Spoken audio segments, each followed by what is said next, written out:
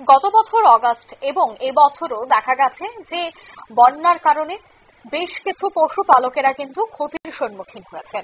বিশেষ করে দেখা গেছে ঊনকোটি জেলার ফটিকরাই তেও কিন্তু বহু পশুপালকরা ক্ষতিগ্রস্ত হয়েছেন। তাই আজ নজরুল কলাক্ষেত্রে ত্রিপুরা সরকারের প্রাণী সম্পদ উন্নয়ন বিভাগের উদ্যোগে কুমারঘাট ব্লকের অধীন বন্যার কারণে পশুপালন এবং পাখির ক্ষতির জন্য সুবিধাভোগীদের আর্থিক সাহায্য প্রদানের একটি অনুষ্ঠানের আয়োজন করা হয়েছে।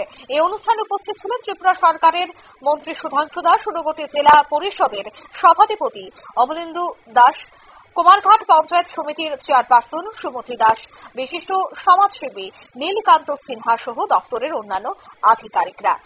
বন্যায় ক্ষতিগ্রস্ত পরিবারের সুবিধাভোগীদের হাতে এই আর্থিক সাহায্য তুলে দেওয়াকে কেন্দ্র করে কি বলছেন মন্ত্রী শোনাবো।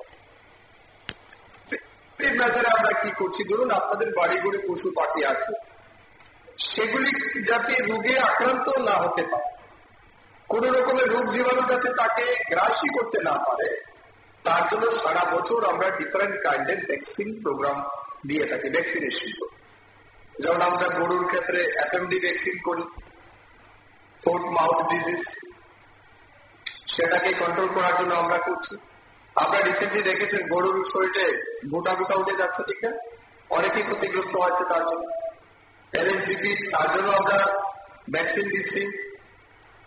তারপর এইচকিউ ভ্যাকসিন আমাদের চলছে, অ্যান্টি রেবিস ভ্যাকসিন চলছে, বিভিন্ন টাইপের ভ্যাকসিন আমরা।